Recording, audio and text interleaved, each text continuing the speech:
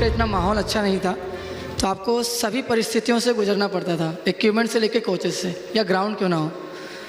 तो सेम मेरा भी वही था, लेकिन वहाँ पर कुछ सीनियर ऐसे थे जो काफ़ी सपोर्टेड थे। कोचेस से ज़्यादा हम लोग का सीनियर का सपोर्ट रहा, जिन्होंने अपने इक्विपमेंट्स हम लोग को चांस दिए खेलने के लिए कि आप प्रैक्टिस करिए।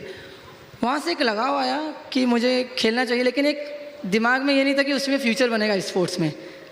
मेरे फादर टीचर हैं, तो वो हमेशा मुझे एज अ टीचर वो समझाते थे कि पढ़ाई में आप आगे जाइए, लेकिन मेरा जुनून बोल सकते हैं कि जो मेरा लगाव था वो स्पोर्ट्स की तरफ था। वहाँ से मेरी हॉकी की शुरुआत हुई। देन मैं कंटिन्यू 2015 में एकेडमी में आके वहाँ से मैं इंडियन कैंप की तरफ बढ़ता है। तो और सबसे बड़ी बात ये भी कि सलोनी, बड़ी खास बात ये है कि देखिए बड़ी ही छोटी उम्र से इन्होंने शुरू कर दिया था। मतलब लोगों को इतना सफ़र लंबा तय करना पड़ जाता है। हमारे बीच में अनु भी बैठी है, लेकिन वहीं शायद इस मामले में विवेक लकी रहे।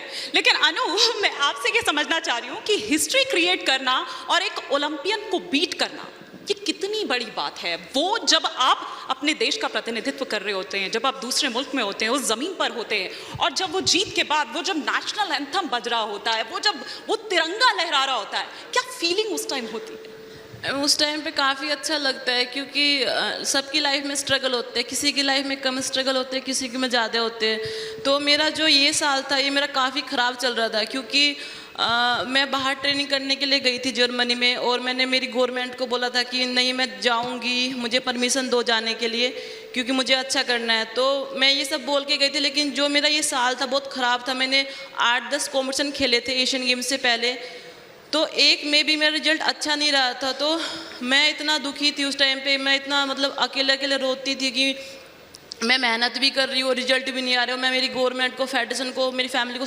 सबको मैं बोल के गई हूँ कि नहीं मैं मेहनत करूँगी, मैं अच्छा करूँ। मैं मेहनत भी कर रही थी। फैमिली वाले भी पूछ रहे थे कि तुम बाहर गई हो तो लेने क्या गई हो, तुम अच्छा नहीं कर रही हो। तो उस टाइम पे मतलब काफ़ी, क्योंकि जब हम स्ट्रगल से गुजर रहे होते हैं तो उस टाइम पे सिर्फ हम होते हैं, और हमारा जो साहस होता है वो होता है, जो हमारे ऊपर जो ट्रस्ट होता है, बाकी कोई भी हमारे साथ खड़ा नहीं होता। तो यही था कि काफ़ी ख़राब चल रहा था, और मेरे मन में ये भी आ रहा था कि शायद मैं गेम छोड़ देती हूँ, क्योंकि कुछ भी अच्छा नहीं चल रहा है। बट फिर मैंने खुद को समझाया कि मैं मतलब इतने छोटे से गांव से, छोटी सी फैमिली से आई हूँ, इतना स्ट्रगल करके। तो ये डिप्रेशन में भी चली गई थी जी? आप डिप्रेशन में भी चली गई थी? आप डिप्रेशन में भी चली गई थी? जी, मैं मतलब रोती थी, बहुत रोती थी, अकेले अकेले भी, क्योंकि अपना मतलब जो स्ट्रगल है वो तो हमें ही पता है, हम किसको बता सकते हैं, क्योंकि फैमिली वाले गांव से है, साधारण से पर मतलब है लोग, तो वो उतना समझ नहीं पाते। उनको लगता है कि शायद बच्चे ही हमारे मेहनत नहीं कर रहे। तो मैं काफ़ी मतलब डिप्रेस थी, बहुत ज़्यादा रोती थी कि मतलब क्या हो रहा है मेरे साथ ही, मतलब क्यों हो रहा है। तो उस टाइम मेरा वर्ल्ड चैम्पियनशिप भी था, उसमें भी मेरा ख़राब हो गया, क्योंकि मैं 2 टाइम्स वर्ल्ड चैम्पियनशिप में फाइनल में पहुंची हूँ, फर्स्ट इंडियन वुमेन जैवलिंग में। लेकिन इस टाइम मैंने सोचा था कि मैं मेडल लूँगी, वर्ल्ड चैंपियन बनूंगी, लेकिन मैं आउट ही होगी, फाइनल भी नहीं पहुंच पाई। तो मेरे लिए मतलब एक ये हो रहा था कि मेरे साथ चल क्या रहा है। तो फिर मैंने सोचा कि अभी एशियन गेम्स है, इस साल का लास्ट कॉम्पिटिशन है, तो मैं मतलब हार नहीं मानूंगी, चाहे मतलब कितना भी ख़राब हो, मैं हार नहीं मानूंगी, मैं करती ही रहूँगी। तो ये था कि हाँ, इस साल का ये लास्ट कॉम्पिटिशन है, मुझे मेरे आप को प्रूव करना है। और जितने भी मेरे कोचेस थे, जो भी हमारे मतलब जी, जितने भी लोग थे, सब लोगों को मेरे से तो मेडल की होप तो बिल्कुल नहीं थी, एक भी पर्सन को मेरे से मेडल की होप नहीं थी। बट मुझे मेरे ऊपर बिलीव था कि नहीं, मैं अच्छा करूंगी। और जब मैंने गोल्ड मेडल जीता, जो लड़की लास्ट ईयर की ओलंपिक चैंपियन थी, वर्ल्ड चैंपियन भी थी, उनकी धरती पर जाके, चाइना में जाके उनको हराना मेरे लिए मतलब बहुत बड़ी बात है। जी, मतलब अपने आप में यहाँ पर तालियां होनी चाहिए, क्योंकि हार नहीं मानना, ये मंत्र जो है खिलाड़ियों के लिए सबसे ज़रूरी होता है, और यही यहाँ पर अनु दोहरा रही हैं। विवेक, हार ना मानने का जिक्र क्योंकि अनु ने किया है, एक दौर ऐसा आया बीच में आपके करियर में जब आपको चोट लग गई, आपको लगा कि एक ब्रेक आ गया, लेकिन उस ब्रेक से उभर कर, जैसा कि अनु ने भी कहा, आपने भी हार नहीं मानी। ज़रा वो किस्सा भी साझा करें। आई थिंक 2015 की बात है, जब मेरा कॉलर बोन ब्रोक हुआ था प्रैक्टिस के टाइम पे, और 15 साल का था उस टाइम में। देन सडनली उसके बाद से मेरे कोचेज और जो फैमिली का सपोर्ट रहा, उसकी वजह से मैं उस चीज़ से निकला हूँ। लेकिन वहाँ से सीख यही मिली कि आपके जीवन में कोई भी परेशानी आती है, कोई भी क्वेश्चन आता है, तो उसके साथ साथ हल भी आता है, आंसर भी उसके साथ आता है। बस मेन होता है कि हमें उस टाइम पे पेशेंस रखना चाहिए, बिल्कुल, जितना हो सके, ताकि उसको टाइम दे, उसको समझे कि वो प्रॉब्लम है क्या। तो सेम मेरे लाइफ में वही हुआ था कि वो प्रॉब्लम आई मेरे को, मेरे ब्रदर का काफ़ी सपोर्ट रहा, जिसने मुझे काफ़ी समझाया कि नहीं, स्पोर्ट्स पर्सन की लाइफ में इंजरी एक पार्ट है।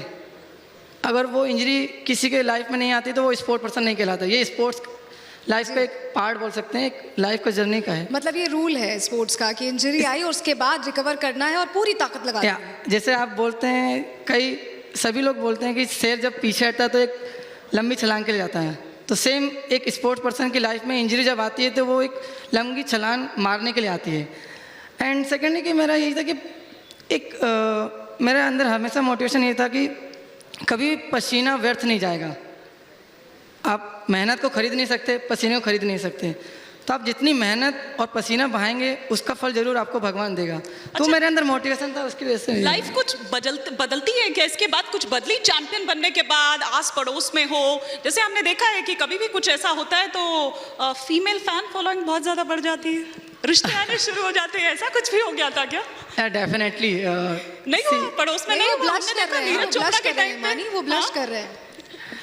नहीं, गांव में एक गांव एरिया से निकलते हैं और कुछ टाइम के लिए तो आपके जहाँ पे आप रहते हैं वहाँ पे भी, मैं जैसे इटारसी से हूँ, इटारसी से भी अंदर एक गांव है श्रीनगर, तो मुझे इटारसी में भी नहीं जानते थे। लाइक जब मेरे पास ओलंपिक का मेडल आया, देन एशियन गेम्स का मेडल आया, उसके बाद से काफ़ी रिश्तेदार भी आ गए। रिश्तेदार आ गए कि रिश्ते आ गए? रिश्ते अभी नहीं, अभी तो लाइक उम्र ही कम है, लेकिन रिश्तेदार काफ़ी आ गए कि अच्छा हमारे यहाँ से रिलेशन में है, या फिर काफ़ी फ्रेंड्स बढ़ गए। बोलते कि जब आपके पास कुछ नहीं रहता तो फ्रेंड्स आपके वो ही अच्छे हैं जो कुछ नहीं होने के बाद भी हों और कुछ आने के बाद भी हों।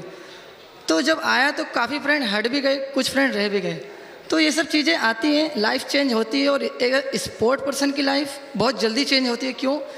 क्योंकि वो जल्दी अचीव कर पाता है, वो दुनिया और लोगों से पहले जल्दी देख पाता है, क्योंकि वो स्पोर्ट्स लाइफ में घुसा हुआ है, और स्पोर्ट्स आपको पूरे वर्ल्ड दिखाता है कि आप किस वर्ल्ड में जी रहे हैं। क्योंकि ये जिक्र कर दिया है हिमानी ने, तो मैं अनु से भी पूछना चाहूँगी। अनु, एक हीरोइक मोमेंट आता है, वो आपके लिए वो जो पल होता है वो ऐसा होता है कि सब कुछ लगता है कि सब कुछ बदल गया आसपास का।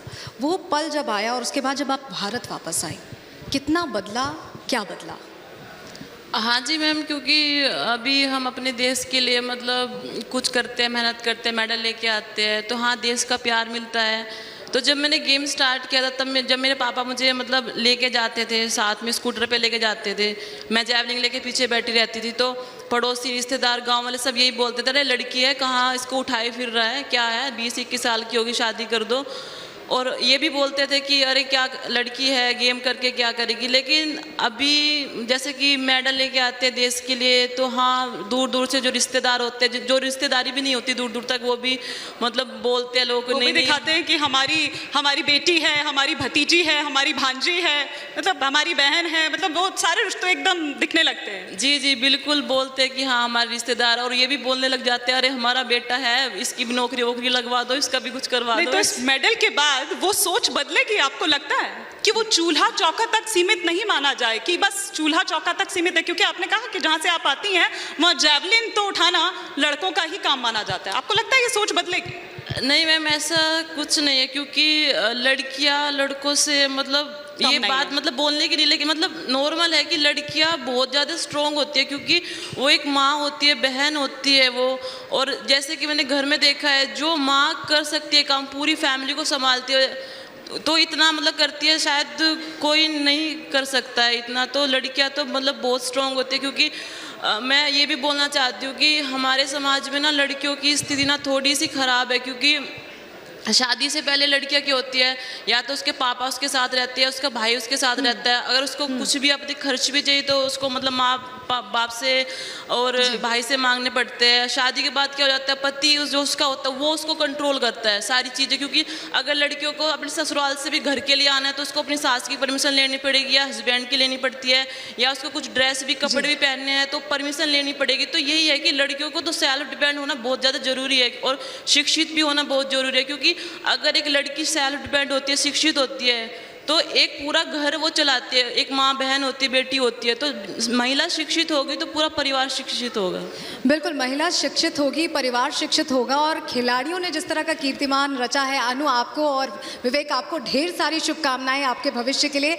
बहुत शुक्रिया आपका जुड़ने के लिए रिपब्लिक भारत के इस सम्मेलन में। बहुत शुक्रिया सर। Thank you.